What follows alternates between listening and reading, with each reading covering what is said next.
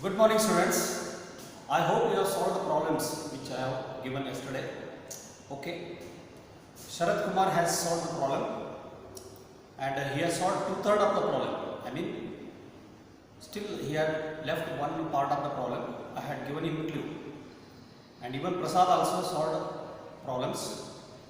So, whenever I am giving you the problems, please try them. Okay. They are simple problems. They are not difficult. Okay. Before we go further, let us solve one more problem. It is quite common that whenever a cracker is blasted, after igniting a cracker, its parts will be thrown off in all the directions. Its parts will be thrown off in all the directions. Similarly, when a cracker is blasting in the sky, you must have seen the parts being seen in all possible directions. What is the reason for that?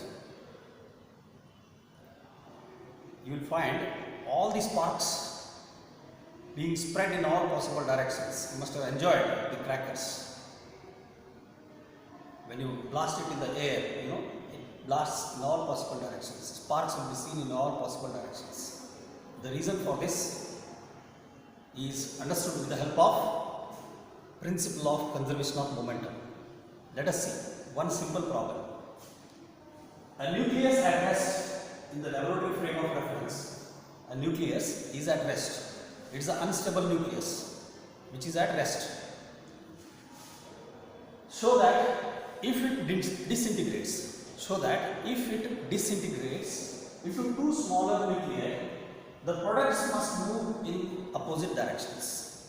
You must show that after disintegration of that nucleus, the products of that nuclei must move in opposite direction. This can be proved by the knowledge of conservation of momentum.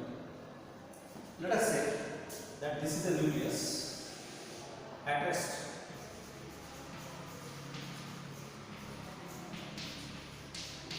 Let its mass be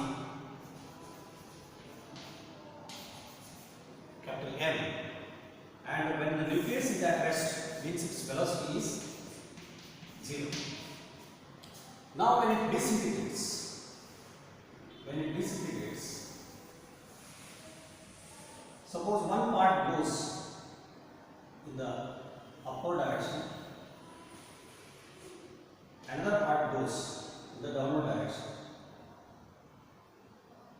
Let me draw a little bigger one.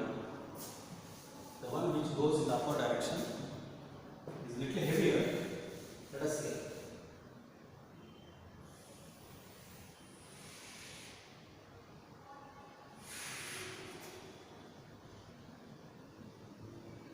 And the one which is going down is little lighter. Suppose this is of mass m1 and this is of mass m2. The same nucleus, after disintegration, it splits into two parts. You have to prove that these two parts split in such a manner that the products must move in opposite direction. So this is after disintegration.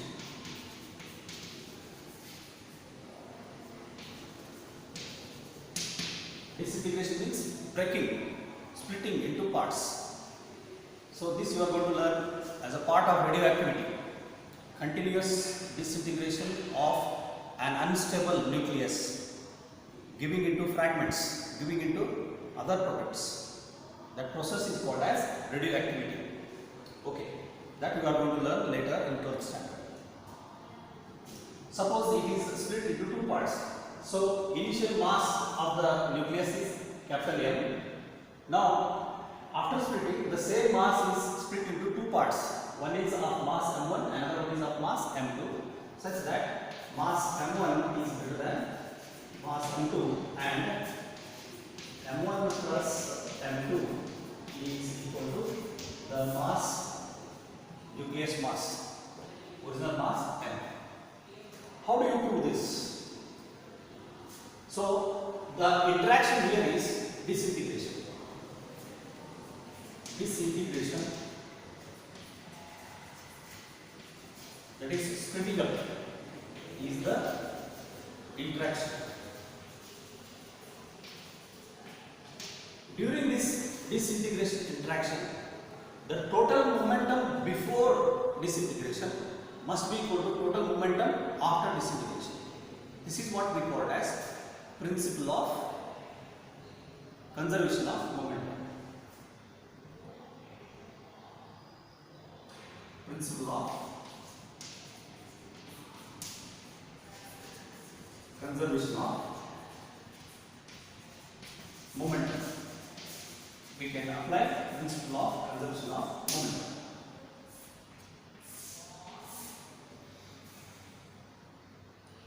Total momentum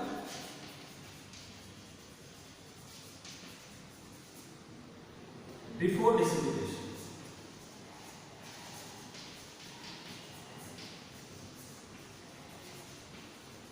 should be equal to total momentum after disintegration.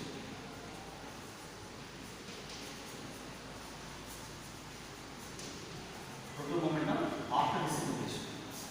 So if I take total momentum before disintegration, suppose if I take it as Pi, momentum before disintegration, Pi vector, it is equal to m into p, m into p.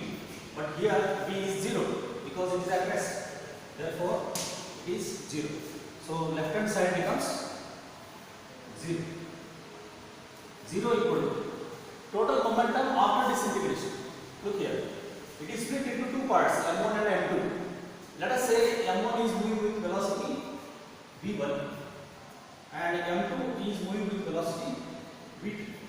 See, v1 and v2 vectors, these are the velocity vectors, and momentum is also a vector quantity. So total momentum after disintegration, I can write it as m1 v1 vector plus m2 v2 vector, where m1 v1 vector plus m2 v2 vector is final momentum, that is momentum after disintegration. Therefore, m1 v1 vector is equal to minus of m2 v2 vector. m2 v2 vector. Therefore, v2 if you want to calculate, suppose I want to calculate v2. v2 vector is therefore equal to minus of m1 v1 vector divided by m2. So equation is very simple, but we need to conclude here. See here, v2 is the velocity of lighter particle, lighter one, because m2 is lighter than m1, and from this we can understand that v2 has a negative sign. v2 is minus of m1 v1 by m2. It implies that v2 is in opposite direction of v1. Quite clear, v2 is in opposite direction of v1. That itself solves the problem. Show that the products move in opposite direction. Definitely the products move in opposite direction, because v2 is in opposite direction of v1. And how much is v2, that is also calculated. The velocity of the second particle depends on its mass and mass of first particle also. So v2 is inversely proportional to its mass. I think you got the point. You see, m2 is mass of the second particle, which is lighter than m1. Therefore, v2 must be greater than v1. Since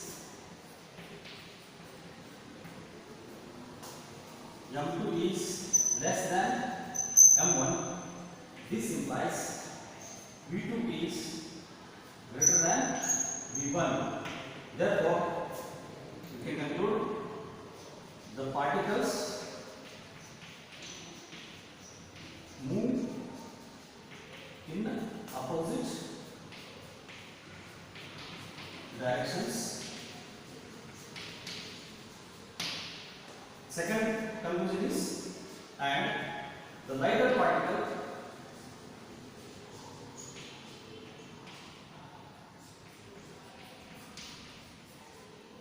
lighter particle moves faster than heavier particle or heavy particle. Since M1 is greater than M2, therefore definitely V2 is less than, V2 is greater than V1. M1 is greater than M2. M2 is smaller mass, which is there in the denominator. Smaller the mass M2, smaller is the denominator, larger is the value of V2. So the lighter particle moves faster than the heavy particle. Therefore, it splits into two parts. After splitting, the lighter particle moves with faster velocity, heavier particle moves with lighter velocity. This is how we can calculate. So that's what I gave an example. When a cracker is ignited, its parts are split up and thrown in all possible directions. So before igniting, before blasting, the total momentum of that cracker is 0. After blasting, if you add all the momenta of all those smaller particles and add them, the vector sum of all those particles is again going to be 0. The vector sum of all those momenta of particles is again 0. So this is how one can apply law of conservation of momentum in our daily life. We see many examples, many such examples. Okay. Now we will see the next one, that is equilibrium. Equilibrium of a object. When do we say that an object is under equilibrium?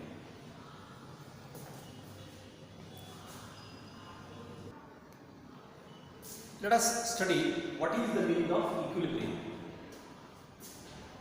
You are all enjoying tug of war. Let us say there is a tug of war between Wadar House and Vaisala House. Before the event starts, the rope will be held on both sides with the both teams comprising of same number of members. Okay, and then at the center a ribbon is tied. The moment the ribbon is tied, then the teams start pulling towards their sides. When they start pulling their sides, the team which pulls in such a manner that the red ribbon comes out of that mark towards that team is winner. You are all aware of it. Now suppose this is the point where the ribbon is tied. This is the point P and this is the rope. And this is the force F1 exerted by Vaisala House, and this is the force F2 exerted by Wadar House. Now let us suppose both are equally strong. Both are equally strong. Then what happens? The ribbon remains at the same point.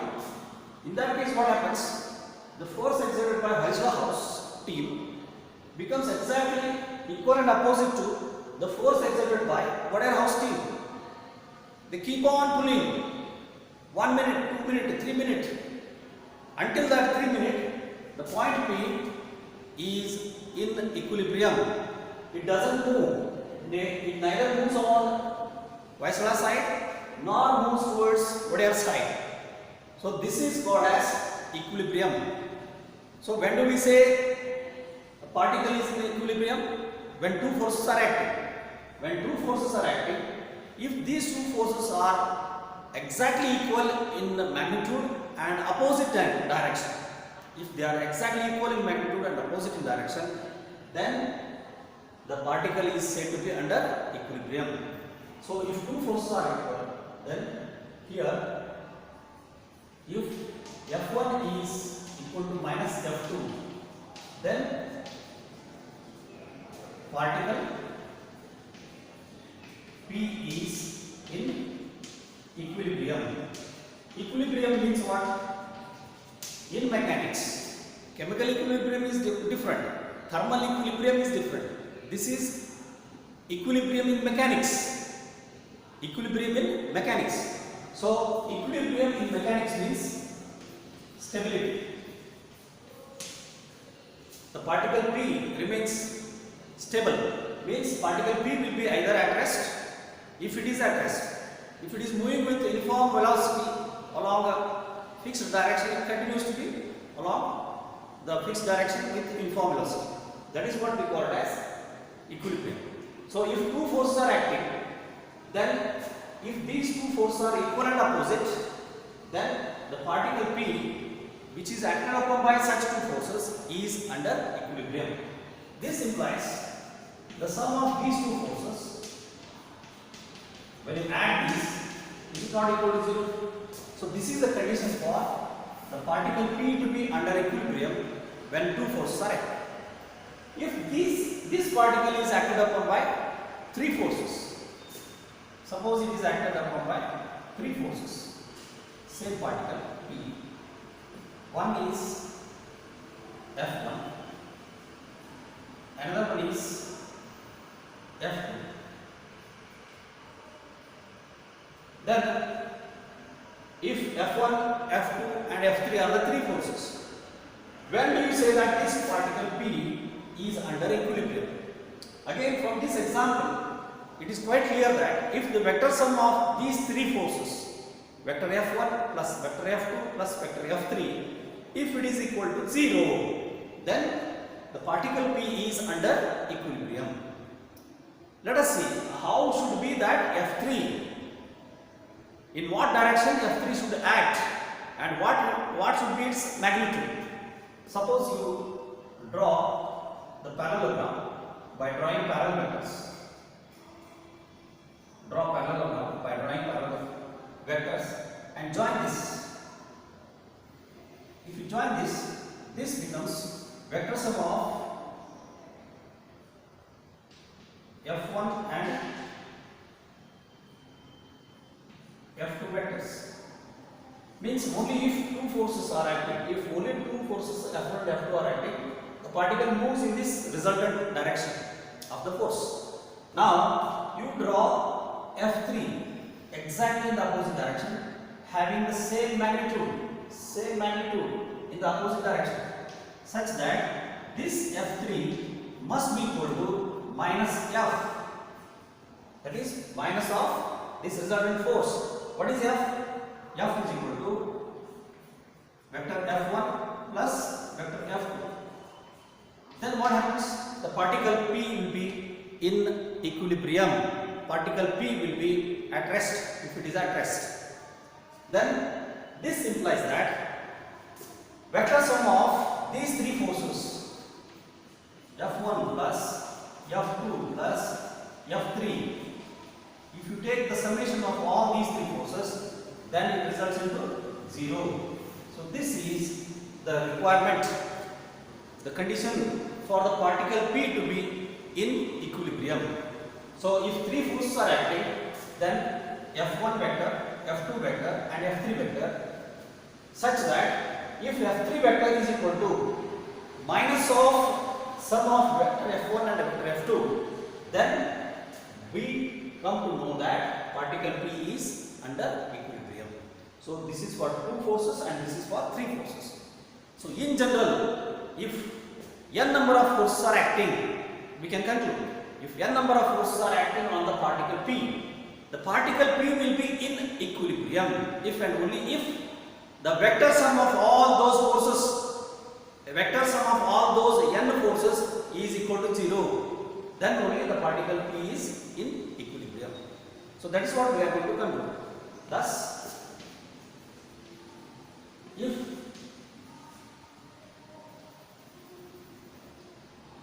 F1 vector, F2 vector, F3 vector and so on are the vectors acting on a particle,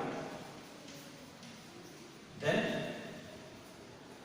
if summation of all those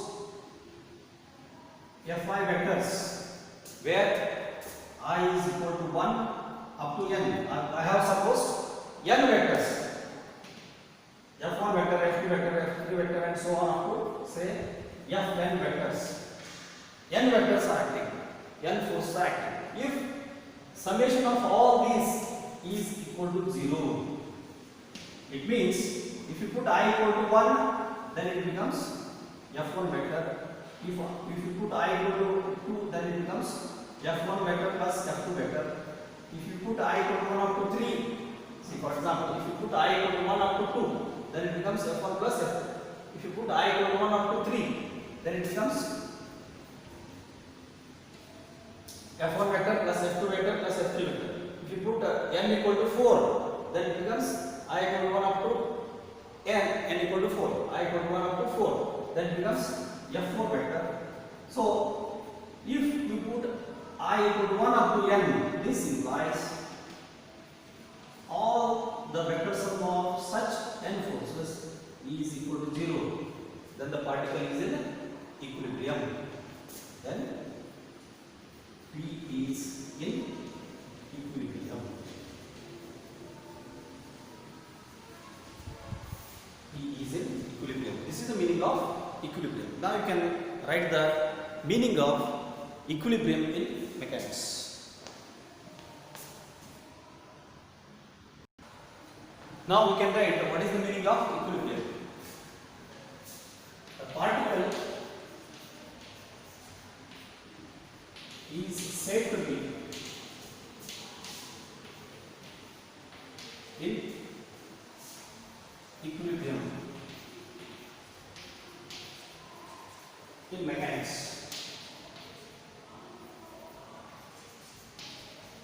This is condition in mechanics. A particle is said to be in equilibrium if the net means resultant. The net force acting on it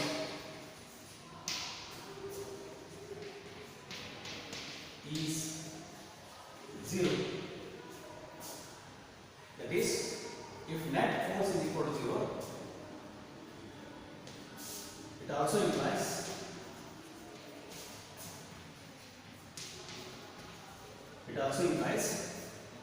its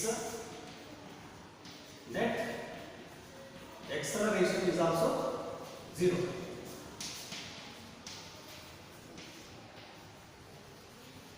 Net acceleration is also 0. This is evident from Newton's first law.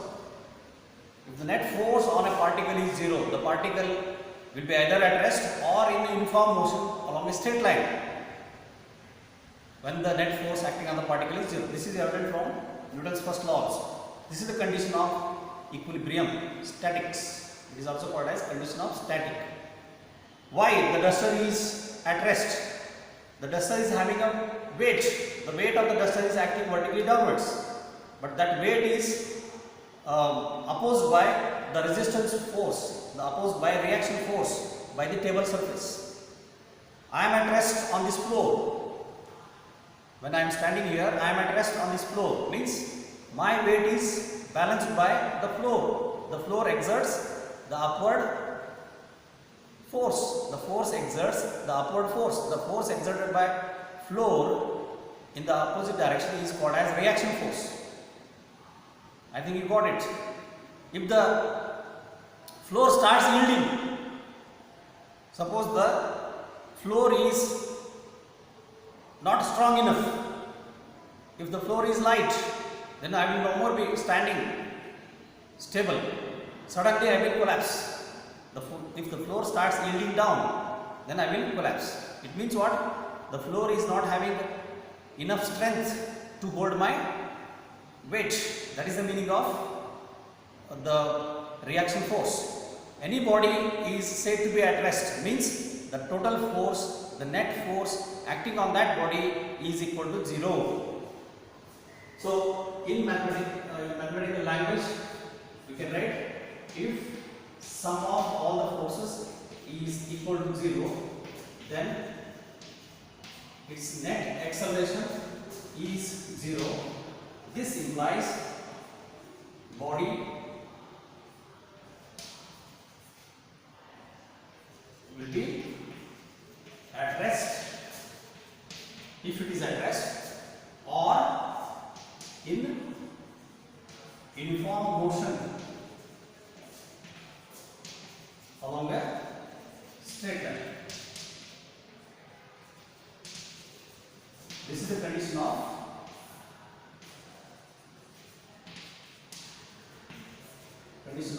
equilibrium.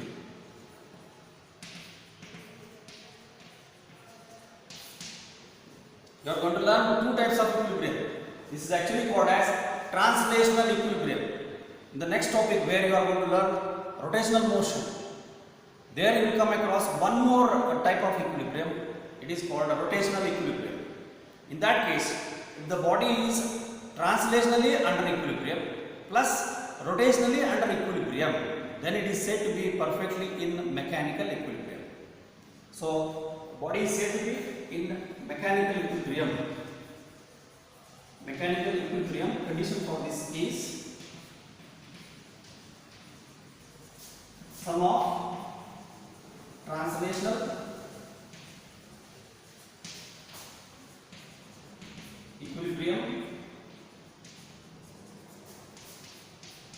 and rotational equilibrium. So condition for translational equilibrium, just now we wrote condition for translational equilibrium, sum of all the external forces acting on it must be equal to 0. F net, this is nothing but F net, resultant force. Sum of all the forces must be equal to 0. Condition for rotational equilibrium, you are going to learn one new quantity, it is called as torque. Sum of all turning effect of force. The turning effect of force is called as torque. Sum of all torques must be equal to 0. This is also vector quantity. These are also vector quantity.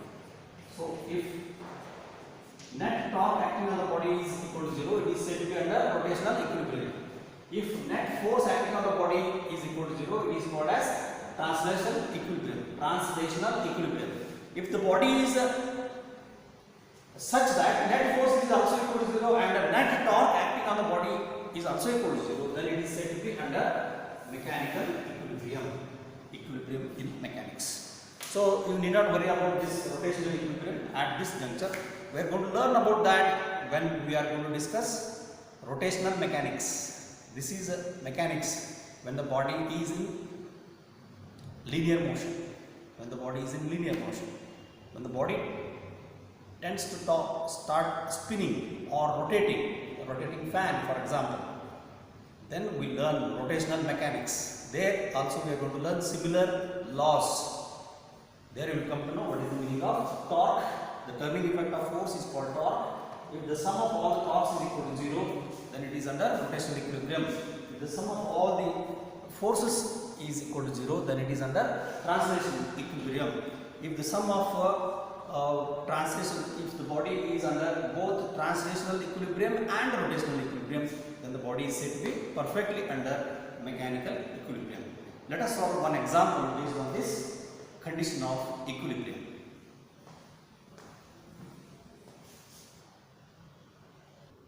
Okay, let us quickly solve the problem on equilibrium.